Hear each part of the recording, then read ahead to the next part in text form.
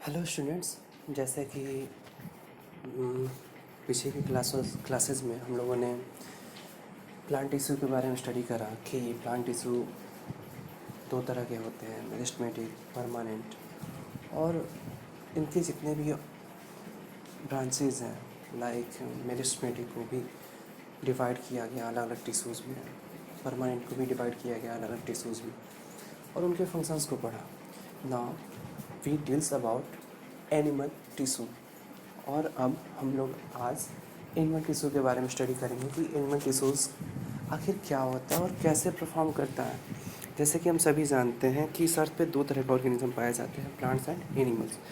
तो प्लांट्स का बॉडी का जो फॉर्मेशन हुआ, ठीक है ना, किन टिश्यूज़ से हुआ, उनके फंक्शंस क्या थे, उसको तो पढ़ चुके हैं हम लोग अब तक। नाउ अब हम लोग एनिमल टिश्यूज़ के बारे में स्टडी करते हैं कि वो कैसे एनिमल बॉडीज़ को फॉर्म्ड करते हैं, बनाते हैं, और इस बॉडी में ये अपना क्या रोल प्ले करते हैं, इसके बारे में पढ़ते हैं। नाउ सबसे पहले हम लोग जानते हैं एनिमल टिश्यूज़ के बारे में, ठीक है ना, कि एनिमल टिश्यूज़ क्या होते हैं। ओके, तो एनिमल टिश्यूज़ के बारे में जैसा कि नाम है, एनिमल्स में जो टिश्यूज़ पाए जाते हैं, जो टिश्यूज़ का फॉर्मेशन हुआ, उसको एनिमल टिश्यू कहा गया। बेसिकली एनिमल्स के टिश्यूज़ को 4 कैटेगरीज़ में डिवाइड किया गया है। एनिमल्स के टिश्यूज़ को कितने कैटेगरीज़ में डिवाइड किया गया? 4 कैटेगरीज़ में। First one is epithelium tissues, second one is connective tissues, third one is muscular tissues and fourth one is nerve tissues. ठीक है ना। पूरे एनिमल्स में बस यही 4 तरह के टिश्यूज़ पाए जाते हैं, और यही 4 तरह के टिश्यूज़ पूरे एनिमल बॉडी को फॉर्म भी करता है और अपने फंक्शंस को परफॉर्म भी कराता है। ठीक है। अब बारी बारी से एक एक करके इन सभी टिश्यूज़ को पढ़ते हैं। First one is epithelium tissues, कि क्या होता है। ठीक है ना। जैसा कि यहाँ पे लिखा गया है, it is a protective covering forming a continuous sheet. Simple epithelium is the one which is extremely thin in one layer, whereas stratified epithelium are arranged in pattern of layer. अगर सिंपल वे में कहा जाए तो इसका मतलब है कि एपिथेलियमी tissues, ठीक है ना, किसी भी एनिमल बॉडी के external and internal protective covering की तरह वर्क करता है। दैट मीन्स हमारे बॉडी के बाहरी और भीतरी दोनों ही अलग अलग सरफेस पे, दोनों ही सरफेस पे क्या करता है, एक प्रोटेक्टिव कवरिंग लेयर की तरह वर्क करता है। ठीक है। एक और चीज़, ये बहुत ही क्या होता है, पतला होता है। ठीक है ना, जिसके साथ ये क्या करता है, हमारे बॉडी में एक पैटर्न में अरेंज्ड है। ठीक है ना। ये जानते हैं कि हमारे बॉडी में सबसे ज़्यादा ये टिश्यूज़ फैला हुआ है। ठीक है ना। ये बेसिकली हमारे बॉडी के हर एक ऑर्गन्स तक, ठीक है ना, तकरीबन सारे ऑर्गन्स में पाया जाता है। जैसे कि अगर एग्जांपल के तौर पे हम लोग देखें तो एलिमेंट्री कैनाल हमारा हुआ, लंग्स हुआ, हार्ट हुआ, माउथ कैविटी हुआ, ये सभी इसके एग्जांपल हैं जहाँ पे ये उनके बाहरी और भीतरी, दैट मीन्स इनर और आउटर सरफेस पे क्या होता है, पाया जाता है। ठीक है ना। अब बात करते हैं कि ये इसका स्ट्रक्चर क्या होता है। ठीक है ना। तो ये जितने भी तरह के टिश्यूज़ होते हैं, ये बेसिकली ज़्यादातर जब टिश्यूज़ के बारे में स्टडी करते हैं तो टिश्यूज़ का जो फंक्शन होता है वो उनकी स्ट्रक्चर के ऊपर डिपेंडेबल होता है। ठीक है ना। जिस तरह का स्ट्रक्चर उसका होगा उसी तरह के ये फंक्शंस को परफॉर्म करेंगे। इन टिश्यूज़ का जो सबसे बड़ा वो है, ठीक है ना, इसके कहने का मतलब है इन टिश्यूज़ में, ठीक है ना, ज़्यादातर ये देखने को मिलता है कि ये टिश्यूज़ आपस में क्या होते हैं, चिपके रहते हैं, इनके बीच में कोई भी इंटर सेलुलर स्पेस नहीं होता। ठीक है। एक और चीज़ जानते हैं कि इनका फंक्शन क्या है। एपिथेलियम से टिश्यूज जो होते हैं ये ज़्यादातर, ठीक है, हमारे इनर ऑर्गन्स को बैक्टीरिया से, केमिकल से, रेडिएशन से, इसके अलावा और भी जितने भी तरह के टॉक्सिन्स होते हैं, इन सबसे क्या करता है, हमारे इनर टिश्यूज की प्रोटेक्टिव को क्या करता है। ठीक है। दैट मीन्स इन सभी तौर पे वो क्या करता है, हमारे बॉडी के इनर टिश्यूज़ को प्रोटेक्ट करता है, बचाता है। ठीक है ना। इसके अलावा इसके और भी बहुत सारे फंक्शन हैं, बट यहाँ पे बस इतना ध्यान में रखिए एपिथेलियम टिश्यूज़ क्या होता है। एक वर्ड में कहा जाए तो ये प्रोटेक्टिव कवरिंग लेयर की तरह हमारे बॉडी के इनर और एक्सटर्नल पोर्शंस को क्या करता है, प्रोटेक्ट करता है, ठीक है ना। अब बात करते हैं कि एपिथेलियम जो टिश्यूज़, चूँकि एपिथेलियम जो टिश्यूज़ है बॉडी के मोस्ट ऑफ द ऑर्गन्स में मिलता है, इसी के वजह से अलग अलग ऑर्गन्स में क्या होंगे, ये अलग अलग तरह के होंगे, ठीक है ना। तो इस बेसिस पे एपिथेलियम टिश्यूज़ को क्या किया गया, अलग अलग पार्ट्स में डिवाइड किया गया। ये जो पार्ट्स हैं, ठीक है ना, यहाँ पर डायरेक्टली लिखा गया है depending on shape and functions they are classified as, ठीक है ना। एपिथेलियम टिश्यूज़, ठीक है ना, अलग अलग शेप और फंक्शन के बेसिस पे बेसिकली 4 पार्ट्स में डिवाइड किया गया। First one is squamous epithelium tissues, ठीक है ना। स्क्वेमस एपिथेलियम टिश्यूज़ क्या होता है, तो बेसिकली ये ऐसे टिश्यूज़ होते हैं, ठीक है ना, जो चपटा होता है, जैसा प्लेट होता है ना चपटा हुआ, वैसे। तो ये जो टिश्यूज़ होते हैं ये चपटे होते हैं और ज़्यादातर एक दूसरे से क्या होते हैं, सटा हुआ रहता है, ठीक है ना। ये जो टिश्यूज़ होते हैं ये हमारे लंग्स के इनर वॉल्स में, हमारे किडनी में, ठीक है ना, किडनी का जो वुमेन्स कैप्सूल होता है उनमें, हमारे इनर एयर के मेम्ब्रेन में, ब्लड वेसल्स के वॉल्स पे, हमारे माउथ कैविटी में बेसिकली पाया जाता है, ठीक है ना। यहाँ पे भी लिखा गया है in the lining of mouth and oesophagus, ये ज़्यादातर हमारे माउथ और ओसोफेगस के पोर्शंस में पाए जाते हैं। दैट मीन्स ये भी बोला जा सकता है कि हमारे माउथ और ओसोफेगस के आउटर और इनर सरफेस के फॉर्म में, ठीक है ना, क्या होता है, स्क्वेमस एपिथेलियम टिश्यूज़ होता है। अब बात करते हैं क्यूबोइडल एपिथेलियम टिश्यूज़ के बारे में कि ये क्या होता है, ठीक है ना। तो बेसिकली ये जो क्यूबोइडल, जैसा कि इसका नाम है, ये जो एपिथेलियम टिश्यूज़ होगा कैसा होगा, क्यूबिक होगा, ठीक है ना। क्यूबिक सेल्स के मिलने से ये बनता है, ठीक है। इन सेल्स में इनका जो सेंटर होता है, दैट मीन्स इनका जो न्यूक्लियस होता है, ठीक है ना, वो बहुत इसके ठीक बीचों बीच में होता है, ठीक है ना। ये बेसिकली ये जो टिश्यूज़ होते हैं ये हमारे सलाइवरी ग्लैंड, ठीक है ना, में ज़्यादातर ये देखने को मिलते हैं।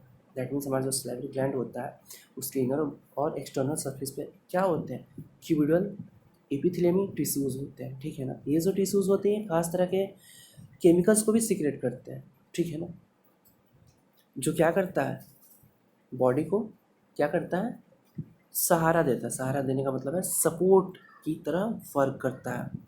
यहाँ पे देखा जा सकता है कि क्यूबिडल टिश्यूज़ जो होते हैं, एपिथेलियम टिश्यूज़ होते हैं, ये क्या होते हैं, यहाँ पे भी लिखा गया है ना in the lining of kidney tubules and salivary gland. तो ये सलेवरी ग्लैंड के साथ किस में भी पाया जाता है, किडनी ट्यूब्यूल्स में भी पाया जाता है, ठीक है। अब बात करते हैं तीसरे epithelium tissues, that means columnar epithelium tissues के बारे में कि ये क्या होता है। जैसा कि इसका नाम है, ये जो टिश्यूज़ होता है क्या होता है, खंभे के जैसा होता है, खंभे जैसे सेल्स का बना होता है। कोलिमिनर का मतलब क्या होता है, खंभा। खंभा सब कोई देखा होगा, तो जैसे खंभा होता है वैसे ही जो कोलिमिनर एपिथेलियम टिश्यूज़ होते हैं उसी खंभे के जैसे उसमें सेल्स क्या होते हैं, एक के ऊपर एक, एक के ऊपर एक सजे होते हैं, ठीक है ना। ये ज़्यादातर इनका लंबाई जो होता है इनकी चौड़ाई से क्या होगा, अधिक होगा, ऑफ कोर्स नॉट। खंभा होता है तो उसमें चौड़ाई तो कम होता है ना, उसका ब्रीथ कम होता है और लेंथ क्या होता है, ज़्यादा होता है, ठीक है ना। इन सेल्स में जो इसका क्या होगा, न्यूक्लियस होगा, वो क्या होता है, एग शेप्ड होता है, अंडा का, ठीक है ना। ये जो टिश्यूज़ होते हैं ये ज़्यादातर, ठीक है ना, इंटेस्टाइन, ठीक है ना, और रिस्पिरेटरी ट्रैक, इन दो जगहों पे ज़्यादातर देखने को मिलता है। इवन ये जो होता है, ठीक है ना, हमारे इनर जो हमारा स्मॉल इंटेस्टाइन होता है उसमें माइक्रोविलाई के फॉर्म में भी पाया जाता है, ठीक है ना। एक्चुअली विलाई का इन स्मॉल इंटेस्टाइन में सबसे मेन रोल होता है। जो फूड पार्टिकल्स को हम लोग कंज्यूम करे रहते हैं, ये माइक्रोविलाइज वो क्या करते हैं, उन डाइजेस्टेड फूड पार्टिकल्स को ऑब्जर्व कर सेल्स में भेजने का काम करते हैं, ठीक है ना। तो ये जो टिश्यूज़ होता है ये ज़्यादातर हमारे गले में, हमारे स्टोमक में, हमारे इंटेस्टाइन्स में, ठीक है ना, और बेसिकली फीमेल के बॉडी में, ठीक है ना, एग्स के फॉर्मेशन में ये ज़्यादातर पाया जाता है, ठीक है ना। यानी कि हमारे बॉडी के ये जितने भी पार्ट्स हैं ये इन्हीं कोलिमिनर एपिथेलियम टिश्यूज़ के बने होते हैं, ठीक है ना। अब बात करते हैं फोर्थ वन, एपिथेलियम टिश्यूज़ का फोर्थ जो पार्ट है जिसको ग्लैंडुलर एपिथेलियम टिश्यूज़ कहा जा रहा है, ठीक है ना, उसके बारे में। तो ग्लैंडुलर एपिथेलियम टिश्यूज जो होता है ये बेसिकली कोल्यूमिनर टिश्यूज़ का ही एक फॉर्म होता है, ठीक है ना। एक्चुअली जब कोल्यूमिनर एपिथेलियम टिश्यूज़ क्या होता है, कन्वर्ट होता है, चेंज होता है, ठीक है ना, तब जाके क्या होता है, ग्लैंडुलर एपिथेलियम टिश्यूज़ का फॉर्मेशन होता है, ठीक है ना। इनसे भी खास तरह के क्या होते हैं, केमिकल्स का सिंथेसाइज और सिक्रेशन होता है, ठीक है ना, जो बॉडी के अलग अलग पोर्शंस में अपने अपने फंक्शंस को परफॉर्म करते हैं। ये जो टिश्यूज़ होते हैं ये ज़्यादातर, ठीक है ना, ये ज़्यादातर क्या होते हैं, हमारे स्टोमक में, इंटेस्टाइन में एंड अदर, ठीक है ना, सिक्रेटेड ऑर्गन्स में ज़्यादातर मिलते हैं ये, ठीक है ना। ये सेल्स कभी कभी ग्लैंड्स का भी फॉर्मेशन करते हैं, लाइक ग्लैंड्स की तरह भी वर्क करते हैं, ठीक है ना। जैसे कि यहाँ पे दिया गया है, in the gland it's in special functions as gland cells which can secreted at the epithelial surface, ठीक है ना। ये क्या करता है, कभी कभी एपिथेलियल सरफेस को भी क्या करता है, इंक्रीज करता है और उनसे सीक्रेट करता है, ठीक है ना, केमिकल्स को जो बॉडी में अलग अलग तरह के फंक्शंस को परफॉर्म करते हैं। सो एपिथेलियल टिश्यूज़ के बारे में बस यही सब था जो हम लोग को जानना था, ठीक है ना, ये क्या है और कैसे फंक्शंस करते हैं। अब बात करते हैं दूसरे तरह के एपिथेलियल एनिमल टिश्यू जिसका नाम कनेक्टिव टिश्यू है। जैसा कि इसका नाम है, कनेक्टिव का मतलब क्या, कनेक्ट करना, ठीक है। तो ये जो टिश्यूज़ होता है ये हमारे बॉडी पार्ट्स को, ठीक है, क्या करता है, कनेक्ट करने का काम करता है, ठीक है ना। ये जो टिश्यूज़ होते हैं ये मोस्ट ऑफ द हमारे बॉडी के ऑर्गन्स को, स्ट्रक्चर्स को आपस में कनेक्ट करने का काम करते हैं। ये जो टिश्यूज़ होते हैं ये हमारे बॉडी के बेसिकली हर एक पोर्शंस में, हर एक पार्ट्स में क्या होता है, डिस्ट्रीब्यूटेड होता है, ठीक है ना। ये हमारे ऑर्गन्स को हमारे बॉडी स्ट्रक्चर से क्या करते हैं, कंबाइन करते हैं, ठीक है ना। ये हमारे बॉडी के जो बेकार हो चुके टिश्यूज़ होते हैं, दैट मीन्स वैसा टिश्यूज़ जो डैमेज है उसको भी बॉडी से बाहर निकालता है। इवन हमारे बॉडी में जो स्केलेटन का फॉर्मेशन हुआ है वो भी कनेक्टिव टिश्यू ही करता है, ठीक है ना। अब बारी बारी से जानते हैं कि कनेक्टिव टिश्यू को भी कितने पार्ट में डिवाइड किया गया। अगेन बॉडी के ऑर्गन्स, शेप एंड साइज के बेसिस पे कनेक्टिव टिश्यू को भी क्या किया गया, अलग अलग पार्ट्स में डिवाइड किया गया। These are as follows. First one is blood. तो सबसे पहले ब्लड के बारे में जानते हैं कि ब्लड क्या होता है और ये कैसे अपना रोल प्ले करता है हमारे बॉडी में, ठीक है ना। तो जैसा कि हम सभी जानते हैं कि ब्लड जो होता है ये एक क्या होता है, डायरेक्टली यहाँ पे लिखा गया है, ये फ्लूइड कनेक्टिव टिश्यू होता है। दैट मीन्स ये तरल संयोजी क्या होता है, टिश्यूज होता है। फ्लूइड का मतलब क्या, लिक्विड फॉर्म में, ठीक है ना। तो ब्लड जो होता है ये क्या होता है, एक फ्लूइड कनेक्टिव टिश्यू होता है, ठीक है ना, जो किससे बना होता है, ब्लड सेल्स से मिलके बना होता है, ठीक है ना। बेसिकली ब्लड जो होता है जब इसके स्ट्रक्चर को स्टडी करा जाता है, ठीक है, जब इस पर हम लोग माइक्रोस्कोप से स्टडी करते हैं, इलेक्ट्रॉन माइक्रोस्कोप से स्टडी करते हैं, तो हम लोग को देखने को मिलता है कि जो ब्लड होता है इस ब्लड के दो पार्ट्स होते हैं। पहला ब्लड का जो पार्ट होता है वो लिक्विड स्टेज में होता है जिसको ब्लड प्लाज्मा कहा जाता है, ठीक है ना। और ब्लड का जो दूसरा पार्ट है जिसमें हम लोग को सॉलिड पार्टिकल्स को मतलब दिखा जाता है, ठीक है ना। तो जो इसका लिक्विड पार्ट होता है उसको ब्लड प्लाज्मा कहा गया, और जो इसका सॉलिड पार्ट होता है उस सॉलिड पार्ट में तीन तरह के अलग अलग सेल्स को देखा जाता है या फिर देखने को मिलता है। First one is red blood cells जिसको आरबीसी कहा गया, सेकेंड वन इज डब्ल्यूबीसी जिसको वाइट ब्लड सेल्स कहा गया, third one is blood platelets, ठीक है ना। ये तीनों जो इसका लिक्विड पार्ट है ये टोटल ब्लड का 55% पार्ट्स को कवर किए होता है, ठीक है ना।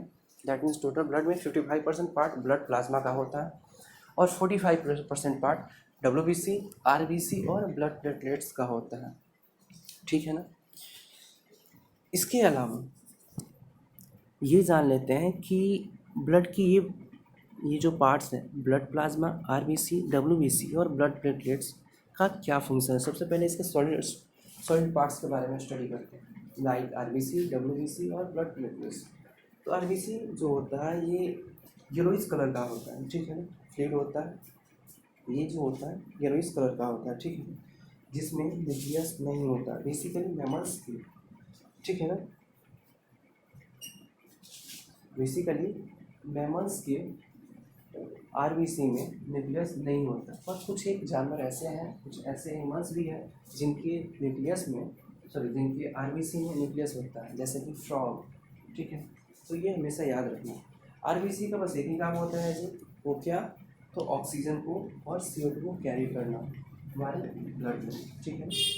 आरबीसी जो होता है ये हीमोग्लोबिन पिगमेंट की वजह से क्या होता है, लाल होता है, ठीक है। और ये हीमोग्लोबिन एफी का बना होता है, दैट मीन्स फेरस का बना होता है, ठीक है। अब बात करते हैं डब्ल्यूबीसी के बारे में कि डब्ल्यूबीसी क्या होता है। डब्ल्यूबीसी का मतलब होता है वाइट ब्लड सेल्स। ये जो ये होता है ये कलरलेस होता है, ठीक है ना, इसमें किसी भी तरह का कलर नहीं होता और ना ही इसका कोई सर्टेन शेप और साइज होता है, ठीक है। इसका फंक्शन मेनली हमारे बॉडी में इम्यून सिस्टम को फॉर्म करना है और साथ ही बाहर से आए एंटीजेंस से हमारे बॉडी को प्रोटेक्ट करना होता है, ठीक है। इसीलिए इनको वॉरियर सेल्स के नाम से भी जाना जाता है। अब बात करते हैं ब्लड प्लेटलेट्स, दैट मीन्स, ठीक है ना, थ्रोम्बोसाइट्स के बारे में कि ब्लड प्लेटलेट्स या फिर थ्रोम्बोसाइट्स क्या होते हैं, ठीक है। तो ये जो होता है ये न्यूक्लियस कंटेनिंग सेल्स होता है जो बेसिकली हमारे बॉडी में ब्लड क्लॉटिंग में क्या होता है, हेल्प करता है। ब्लड क्लॉटिंग का मतलब है कि ब्लड का थक्का जमाने में, आई मीन जब ब्लड बाहर, जैसे हमारा कहीं कट फट जाता है तो ब्लड बाहर आने लगता है, तो उस ब्लड को वहाँ पे जमाने का काम करता है कि ब्लडिंग ज़्यादा नहीं हो, ठीक है ना। अब बात करते हैं इसके प्लाज्मा के बारे में, ठीक है ना। तो प्लाज्मा जो होता है ये बेसिकली अलग अलग तीन तरह के प्रोटीन का बना होता है, ठीक है।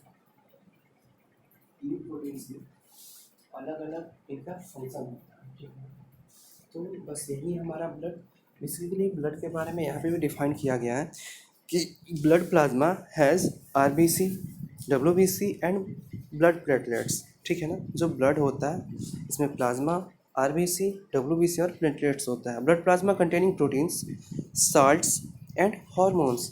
ब्लड का जो प्लाज्मा होता है वो तीन चीज़ को कंटेन करता है, उसका मतलब यही तीन फंक्शन होता है। फर्स्ट वन इज़ प्रोटीन को कंटेन करना, साल्ट्स को कंटेन करना और हार्मोन्स को कंटेन करना, यानी कि ये सारा चीज़ ब्लड प्लाज्मा में होता है। Blood flows and transports of gases, digested food, hormones and waste materials in our body. हमारे बॉडी में ब्लड का ये मेन फंक्शन होता है।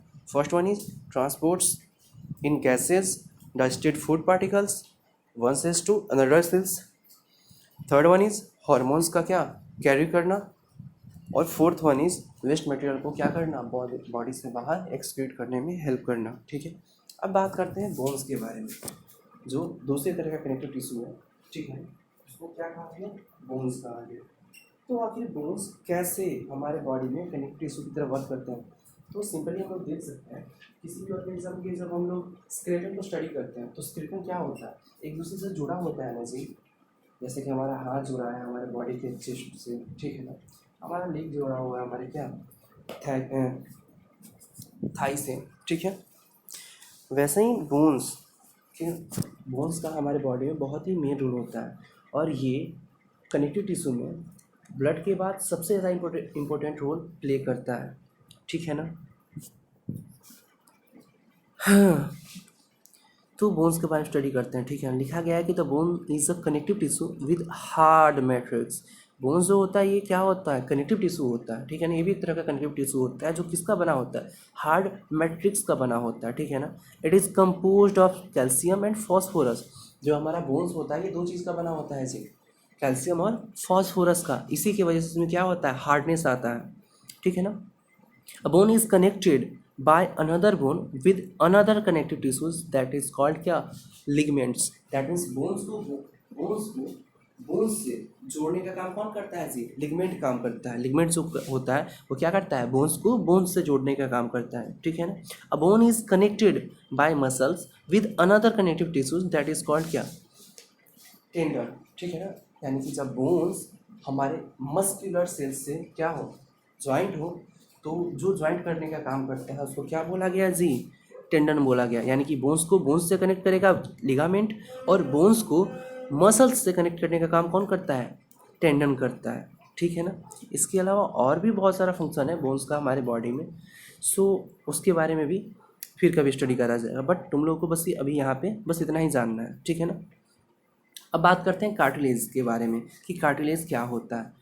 तो कार्टिलेज भी क्या होता है जी? ये भी कनेक्टिव टिश्यू होता है, ठीक है ना। It is another connective tissues, but bones और कार्टिलेज में बहुत ज़्यादा फर्क नहीं होता है, दोनों ही एक जैसे होते हैं। बस फर्क ऐसा है कि जहाँ बोन्स बहुत ही हार्ड होता है, ठीक है ना, और स्ट्रांग होता है, वहीं कार्टिलेज क्या होता है? बहुत ही लचीला होता है जी, ठीक है ना।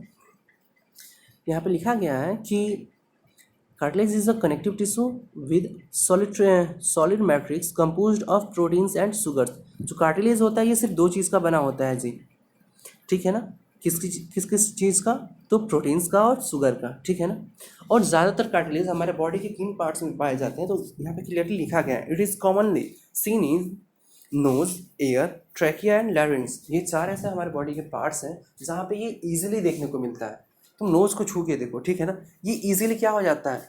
इधर से उधर मुड़ जाता है। दैट मीन्स इसमें लचीलापन है ना जी, इलास्टिसिटी है, जिसके वजह से क्या हो जा रहा है? इधर से उधर मुड़ जा रहा है। अगर ऐसा नहीं होता तो हमारा नोज का जो बोन है वो हर थोड़े थोड़े समय के बाद टूट जाता, क्योंकि जिस तरह के वर्क्स को हम लोग परफॉर्म करते हैं, बेड पे सोना, ठीक है ना, और तो इस दौरान तो टूट जाना चाहिए था, पर ऐसा नहीं होता। इसका रीज़न क्या है? तो हमारे बॉडी में जो नोज़ होता है, जो हमारा नोज़ के अलावा हमारे बॉडी के और भी बहुत सारे पार्ट्स हैं, जैसे हमारा ईयर हो गया, ठीक है ना, ये फोल्ड होता है कि नहीं? ये ऊपर नीचे हम लोग कर सकते हैं ना इजीली, नहीं तो जिस तरह से ये दबता है तो इसको टूट जाना चाहिए था। अगर बोन्स होता तो ये टूट ही जाता, बट इसमें क्या होते हैं? कार्टिलेज होते हैं, ठीक है ना। कार्टिलेज क्या होते हैं? बहुत ही लचीले होते हैं, ठीक है ना। इनमें इलेक्ट्रिसिटी बहुत ज़्यादा होता है, जिसकी वजह से ये टूटते नहीं हैं, ठीक है ना। तो कार्टिलेज के बारे में समझ में आया, ठीक है ना। अब बात करते हैं एरियोलर कनेक्टिव टिश्यू के बारे में, ठीक है ना। एरियोलर कनेक्टिव टिश्यू क्या होता है, ठीक है। जैसा कि यहाँ पे दिया गया है, areolar it is found between the skin and muscles around blood vessels, it support internal organs and it's in repair of tissues. Of course not, areolar जो टिश्यू होता है ये बेसिकली हमारे स्किन और मसल सरफेस इन दोनों के बीच में पाया जाता है जी, ठीक है ना। हमारे स्किन और मसल सरफेस के बीच में पाया जाता है क्या? Areolar tissues. ये मेनली हमारे ब्लड वेसल्स के अराउंड होता है, चारों तरफ से होता है। ब्लड वेसल्स के चारों तरफ से क्या होता है? पाया जाता है, ज़्यादातर देखने को मिलता है। और इसका काम क्या होता है? तो ये सपोर्ट करता है हमारे इंटरनल ऑर्गन्स को और हमारे टिश्यूज़ को रिपेयर करता है। जो टिश्यूज़ डैमेज हो चुके हैं उन सबको क्या करता है? रिपेयर करता है, ठीक है ना। अब बात करते हैं एडिपोज कनेक्टिव टिश्यू की, ठीक है ना। तो it is filled with fat globular for the storage of fat, it acts as insulator, ठीक है ना।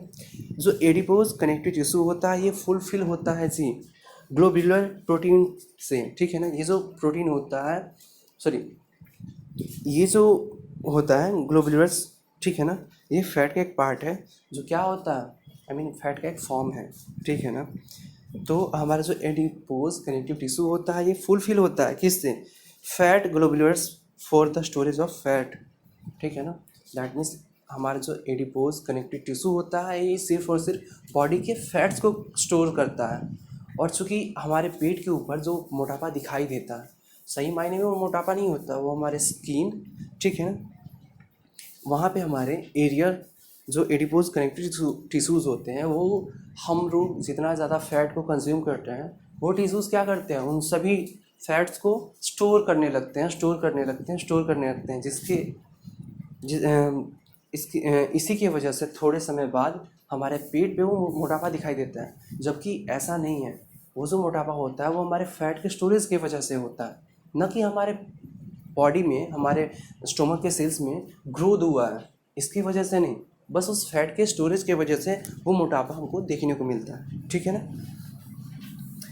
अब बात करते हैं तीसरे तरह के अपने एनिमल टिश्यूज़ के बारे में, जिसको मस्क्यूलर टिश्यूज़ बोला गया, ठीक है ना। मस्क्यूलर टिश्यूज़ क्या होते हैं? तो जैसा कि इसका नाम है, जी हम लोग सभी जानते हैं ना मस्कुलर्स के बारे में, तो अपने अगर नहीं जानते तो इजीली अपने हैंड को देखो तुम, हाथ पैर, ठीक है ना, जहाँ पे हम लोग इजीली इसको देख सकते हैं मस्कुलर टिश्यूज़ को। तो मस्कुलर टिश्यूज़ जो होता है ये बेसिकली, ठीक है ना, कॉन्ट्रैक्टाइल फाइबर्स के मिलने से बना होता है, ठीक है ना, जिसमें क्या होता है, मैट्रिक्स नहीं होता, ठीक है ना, इसमें क्या नहीं होता, मैट्रिक्स नहीं होता। इसी की वजह से क्या कहा गया, मस्कुलर टिश्यू कहा गया, ठीक है ना। चूँकि इसमें कॉन्ट्रैक्शन सबसे ज़्यादा होता है, ठीक है ना, इसलिए कॉन्ट्रैक्टाइल प्रोटीन का क्या होता है, सबसे अच्छा उसी से बना होता है, ठीक है ना। यहाँ पे लिखा गया है मस्कुलर टिश्यूज़ के बारे में, they have special contractile proteins responsible for movements. इसमें क्या होते हैं, स्पेशल टाइप के कॉन्ट्रैक्टाइल प्रोटीन्स होते हैं जो क्या होते हैं, मूवमेंट्स के लिए रिस्पॉन्सिबल होते हैं। तो these are three types, basically muscular tissues हमारे बॉडी में 3 तरह के होते हैं। First one is striated muscles, that means skeletal muscles, या फिर इसको वॉलेंटरी मसल्स भी बोला जा सकता है। दूसरा अनस्ट्रेट्स मसल्स, जिसको स्मूथ मसल्स या इनवॉलेंट्री मसल्स बोला जा सकता है। अब इसके बारे में बात करते हैं कि वॉलेंट्री मसल्स क्या होता है और इनवॉलेंट्री मसल्स क्या होता है। तो एकदम सिंपली फॉर्म में ये कहा जा सकता है, वॉलेंटरी मसल्स का मतलब हुआ कि यहाँ पे जैसे दिया गया है, they are cylindrical unbranched and multi nucleated, they have dark bands and light bands, ठीक है ना। तो अगर इसके बारे में अगर हम लोग ध्यान दें तो यहाँ पे देख सकते हैं, ठीक है ना, कि जो स्केलेटल मसल्स होता है, तो जैसे कि इसका नाम दिया गया है वॉलेंट्री मसल्स, ठीक है ना। वॉलेंट्री का मतलब क्या होता है, आई मीन खुद से ना, अपनी इच्छा के अनुसार, ठीक है। तो जैसा कि इसका नाम है, तो ये जो मसल्स होते हैं, ठीक है ना, जिसको स्ट्रेट्स मसल्स या फिर स्केलेटल मसल्स या फिर वॉलेंट्री मसल्स कहा जा रहा है, ये शेप और साइज में कैसे होते हैं जी, सिलिंड्रिकल होते हैं। ये ब्रांचड नहीं होता, कैसा होता है, अनब्रांच होता है, इसमें किसी भी तरह के ब्रांच को नहीं देखा जाता है। बेसिकली इसके ये जो होता है फाइबर्स का बना होता है, ठीक है ना। और ये इसके जो फाइबर्स होते हैं, इन फाइबर्स में एक खास तरह का मेम्ब्रेन पाया जाता है जिसको सार्कोलेमा कहा जाता है, ठीक है ना। ज़्यादातर ये जो फाइबर्स होते हैं, ठीक है ना, ये कॉन्ट्रैक्टाइल होते हैं, जो बोन्स से सीधे के सीधे अटैच होते हैं। और बेसिकली हमारे बॉडी का 50% जो वेट होता है वो इन्हीं मसल्स के वजह से होता है। समझ में आ रहा है, अगेन सुनने के बाद, ये जो होते हैं ये चूँकि कॉन्ट्रैक्टाइल मसल्स के बने होते हैं और ये सीधे सीधे हमारे बोन से जुड़े होते हैं, जिसके वजह से हमारे बॉडी का तकरीबन 50% वेट जो होता है वो इन्हीं मसल्स के वजह से होता है। और ये इजीली हमारे बॉडी के हाथ पैर, हमारा जो गला है, इन सभी चीज़ों में इजीली देखने को मिल सकता है, ठीक है ना। चूँकि ये हमारे इच्छा के अनुसार क्या होता है, वर्क करता है, अपने फंक्शंस को परफॉर्म करता है, इसीलिए इस पे क्या होता है, हम लोग का खुद का कंट्रोल होता है, ठीक है ना। इसको हम लोग एक सीमा तक, ठीक है ना, यूज़ कर सकते हैं, मतलब एक्टिवेट कर सकते हैं। जैसे कि हम ही लोग काम करते हैं हाथ पैर से, तब तक काम करते रहते हैं जब तक हम लोग का मतलब थक नहीं जाए, यानी कि मतलब एक इसका वो है ना, एक टाइम है, एक लिमिट है, मतलब जिसमें हम लोग इसको सही तरीके से फंक्शन करा सकते हैं। और एक समय के बाद जब हम लोग अपना काम परफॉर्म कर लेते हैं, पूरा कर लेते हैं, कंप्लीट कर लेते हैं, दैन ये क्या हो जाता है, इसको आराम से ये होता है, ठीक है ना। तो इस तरह के मसल्स, ठीक है ना, तो जो हमारा ये क्या है, वॉलेंट्री मसल्स है, वो यही होता है, ठीक है। अब बात करते हैं इनवॉलेंट्री मसल्स के बारे में, जिसको स्मूथ मसल्स भी कहा जाता है जी, ठीक है ना। तो they are commonly called is smooth muscles because it's having no dark bands और लाइट बैंड्स, ठीक है ना। commonly found elementary canal, uterus, iris of anise, they are spindle shaped involuntary in nature। अब सबसे पहले बात कर लेते हैं कि ये जो मसल्स होते हैं, ठीक है ना, ये भी फाइबर टिश्यूज़ के हैं, फाइबर सेल्स का ही बना होता है, ठीक है ना। आई मीन इसके जो सेल्स होते हैं फाइबर की तरह होते हैं, पर ये नॉर्मल फाइबर की तरह नहीं होता, ठीक है ना। ये स्पिंडल के जैसा होता है, ये फाइबर तो होता है पर कैसा फाइबर होता है, स्पिंडल फाइबर की तरह होता है। दैट मीन्स स्पिंडल फाइबर ऐसा होता है जो बीच में चौड़ा और किनारों पे पतला होता है, ठीक है ना। जो कैसा होता है, जो स्पिंडल फाइबर्स होते हैं ये बीच में चौड़ा होगा, वाइड होगा, और किनारों पे क्या होगा, पतला होगा, ठीक है ना, आई मीन नोकीला होगा, ठीक है ना। तो ये जो होते हैं मसल्स, ये क्या होते हैं, ब्रांच्ड भी होते हैं, ठीक है। और साथ ही इनमें ठीक है ना। ये क्या होते हैं, स्मूथ भी होते हैं। स्मूथ का मतलब है कि ये बहुत ही मुलायम होते हैं। इन पर अगर थोड़ा सा भी अगर किसी भी तरह का अगर अटैक हो तो ये इजीली क्या हो जाएंगे, डैमेज हो जाएंगे। तो इसका एग्जांपल अगर देखना है कि कहाँ पे पाया जाए तो इजीली हम लोग अपने आँख में देख सकते हैं। जो हमारा आँख का जो मसल्स होता है वो कैसा होता है, यही मसल्स होता है हमारे आँख में, ठीक है ना। इवन यूटेरस का जो वॉल होता है उसमें भी ये पाया जाता है। इसके अलावा ठीक है ना, हमारा जो एलिमेंट्री कनाल है, हमारा जो जिससे हम लोग क्या करते हैं, फूड को कंज्यूम करते हैं माउथ के ज़रिए। हमारे माउथ को क्या करता है, हमारा माउथ हमारा डाइजेस्टिव सिस्टम का ये पार्ट होता है एलिमेंट्री कनाल, ठीक है ना। ये क्या होता है, वो एलिमेंट्री कनाल इसी इनवॉलेंट्री मसल्स का बना होता है। एक और चीज़ है कि ये ऐसे मसल्स होते हैं जिन पे हमारा अधिकार नहीं होता, दैट मीन्स इन पे हमारा कंट्रोल नहीं होता। ये हमारे बॉडी के ब्रेन्स के ज़रिए कंट्रोल किए जाते हैं, ठीक है ना। अब बात करते हैं तीसरे तरह के मस्कुलर टिश्यू जिसको कार्डियक मसल्स कहा जाता है। जिसको क्या कहा जाता है, कार्डियक मसल्स। तो कार्डियक मसल्स कुछ और नहीं होता है, ये हमारे हार्ट में पाया जाता है। बेसिकली जो हमारा हार्ट होता है ना वो कार्डियक सेल्स का बना होता है, ठीक है ना। इसी कार्डियक मसल्स का बना होता है, तभी तो उसमें क्या होता है, कॉन्ट्रैक्टाइल कॉन्ट्रैक्टाइल, ठीक है ना। हार्ट क्या करता है, पंप करता है, एनर्जी फूलता है, फिसलता है। दैट मीन्स क्या होगा, उसमें फैलाव होगा, फिर कॉन्ट्रैक्शन होगा, फैलाव होगा, कॉन्ट्रैक्शन होगा, ठीक है ना। तो ये फैलाव और कॉन्ट्रैक्शन किसकी वजह से होता है जी, इसी कार्डियक मसल्स की वजह से। क्योंकि ये जो मसल्स होते हैं इनमें क्या होता है, कॉन्ट्रैक्शन बहुत ज़्यादा होता है ना जी, इसी की वजह से, ठीक है ना। तो ये जो कार्डियक मसल्स होते हैं हमारे हार्ट के इनर पोर्शंस में पाए जाते हैं, ठीक है ना। और इन मसल्स पे भी हमारा क्या नहीं होता जी, कंट्रोल नहीं होता। और ये इकलौता ऐसा मसल है जो लाइफ लॉन्ग एक्टिवेट होता रहता है। दैट मीन्स ये लाइफ लॉन्ग फंक्शन करते रहता है, कॉन्ट्रैक्टाइल करते रहता है, ठीक है ना। दैट मीन्स ये फैलाव और जो वो क्या बोलते हैं कॉन्ट्रैक्शन, ये लाइफ लॉन्ग होते रहता है। कभी देखो बंद होते हुए, अगर हार्ट बंद हो जाए दैट मीन्स इंसान मर गया। समझ में आ रहा है। इसी की वजह से लाइफ लॉन्ग हमारा हार्ट क्या करता रहता है, फंक्शन करते रहता है, ठीक है ना। ये जो मसल्स हैं ये भी क्या होते हैं, फाइब्रस, ठीक है ना। फाइब्रस होते हैं और ये भी ब्रांच्ड होते हैं, ठीक है ना। और ये आपस में एक आपस में जुड़ के एक नेटवर्क लाइक स्ट्रक्चर को बनाते हैं, ठीक है ना। इन मसल्स में एक से ज़्यादा, ठीक है ना, न्यूक्लियस हो सकते हैं, ठीक है ना। और ये जो न्यूक्लियस होता है ये हमेशा इसके सेंटर में होगा, ठीक है। यहाँ पे भी कार्डियक मसल्स के बारे में दिया गया है, these are commonly called as heart muscles. ये जो मसल्स होते हैं इनको कॉमनली हृदय मसल्स भी बोला जा सकता है, दैट मीन्स हार्ट मसल्स भी बोला जा सकता है, ठीक है ना। ये सिलिंड्रिकल, ब्रांच्ड और यूनिन्यूक्लिएटेड होते हैं, ठीक है ना। और ये क्या होता है, नेचर में इनवॉलेंट्री होते हैं, दैट मीन्स इस पर हमारा कंट्रोल नहीं होता। कभी अपने हाथ से हम लोग हार्ट को रोक सकते हैं क्या, सोच के, नहीं ना, इसी के वजह से। और फाइनली हमारा जो अंतिम, ठीक है ना, क्या है, एनिमल टिश्यू है जिसको नर्व टिश्यू बोला जाता है, ठीक है ना। ये एनिमल टिश्यू का सबसे अंतिम और लास्ट टिश्यू होता है, ठीक है ना। अब जानते हैं कि नर्व टिश्यू होता क्या है। तो बेसिकली अगर देखा जाए तो हमारे बॉडी के सबसे मेन पोर्शंस में ये चारों ही टिश्यूज़ हमारे बॉडी के बहुत ही मेन फंक्शंस को परफॉर्म करते हैं। और सबका फंक्शन भी बहुत ही यूनिक है, ठीक है ना। वैसे ही जब नर्व टिश्यू की भी बात करते हैं, इसका भी फंक्शन हमारे बॉडी में सबसे यूनिक होता है, ठीक है। जैसे कि यहाँ पे दिया गया है, द टिश्यूज रिस्पॉन्स टू स्टूमिली। स्टूमिली का मतलब होता है बाहर का ऐसा एक्टिविटी जिसकी वजह से हमारे बॉडी में क्या हो, एक्शन होता है, उसको स्टूमिली बोला जाता है, ठीक है ना। तो ये हमेशा ये जो टिश्यू होता है ये बाहरी स्टूमिली की वजह से तत्काल ही क्या करता है, रिस्पॉन्ड करता है, ठीक है ना। बेसिकली जो नर्व टिश्यू होता है ये यहाँ पे लिखा गया, the brain, spinal cord and nerves are composed to of nerve tissues. तो बेसिकली जो नर्व टिश्यू होता है ये तीन चीज़ों से बना होता है।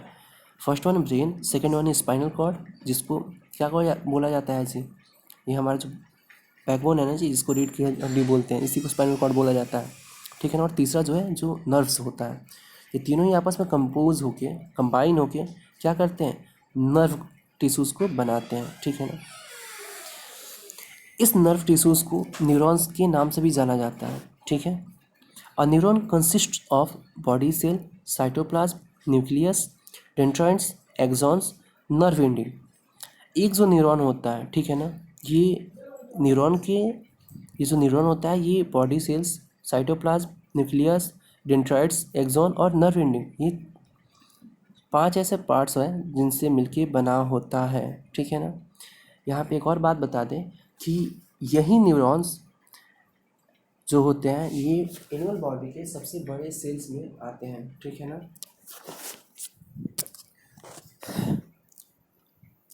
यहाँ पे डायरेक्टली लिखा गया है कि the neurons impulses allow us to move और our muscles when we want to respond to stimuli. और इस न्यूरॉन्स का काम क्या होता है जी, हमेशा इम्पल्स करना, मतलब इम्पल्स के लिए अलाउ करना, दैट मीन्स मूवमेंट, जैसे बाहर से, जैसे एग्जाम्पल हम समझते हैं, ठीक है ना। तुम लोग गौर करना कि जब भी हमारा हाथ अचानक से, हम देख ही नहीं रहे हैं, किसी गर्म चीज़ को छूता है तो अपने आप हटा देता है, इसके लिए कौन रिस्पॉन्सिबल होता है? तो इसके लिए रिस्पॉन्सिबल होता है हमारा नर्व टिश्यू, यानी कि हमारा न्यूरॉन।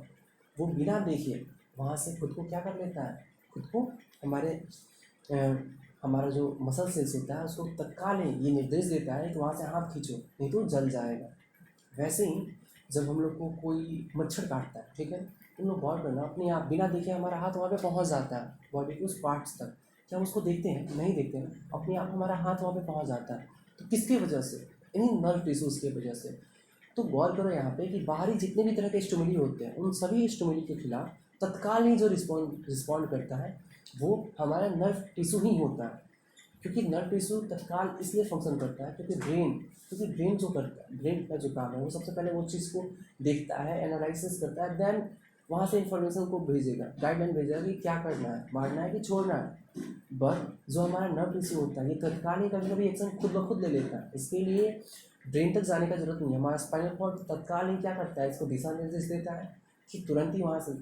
तो तुम लोग गौर करना, जितने भी तरह के फास्ट एक्शंस होते हैं, जैसे अचानक लाइट को देख के हमारे आँख का बंद हो जाना, ठीक है, किसी गर्म चीज़ को छूते ही तत्काल ही हमारा हाथ क्या आ जाना, वापस हो जाना। तो इसके लिए ब्रेन रिस्पॉन्सिबल नहीं होता, इसके लिए रिस्पॉन्सिबल कौन होता है, हमारे स्पाइनल कॉर्ड, हमारे नर्व्स होते हैं, ठीक है। तो बेसिकली नर्व टिश्यू यही होता है जो हमारे बॉडी में अपना बहुत ही मेन रोल प्ले करता है, ठीक है। तो इस तरह आज हम लोगों ने एनिमल टिश्यूज़ के बारे में स्टडी करा, और यही एनिमल टिश्यूज़ के सारे अलग अलग तरह के एनिमल टिश्यूज़ थे, ठीक है ना, जिनके बारे में हम लोग को पढ़ना था। इसके फंक्शंस को पर्टिकुलरली तुम लोग सिंसियरली चाहो तो बुक से स्टडी कर सकते हो, ठीक है। और अगर किसी भी तरह का डाउट आता है तो डायरेक्टली तुम लोग सवाल भी कर सकते हो। सो आज का क्लास यहीं पे ख़त्म करते हैं। अगले क्लास में हम लोग अपने नए चैप्टर्स के बारे में स्टडी करेंगे, ठीक है ना। तत्काल यहीं के लिए इसको स्टॉप करते हैं क्लास को।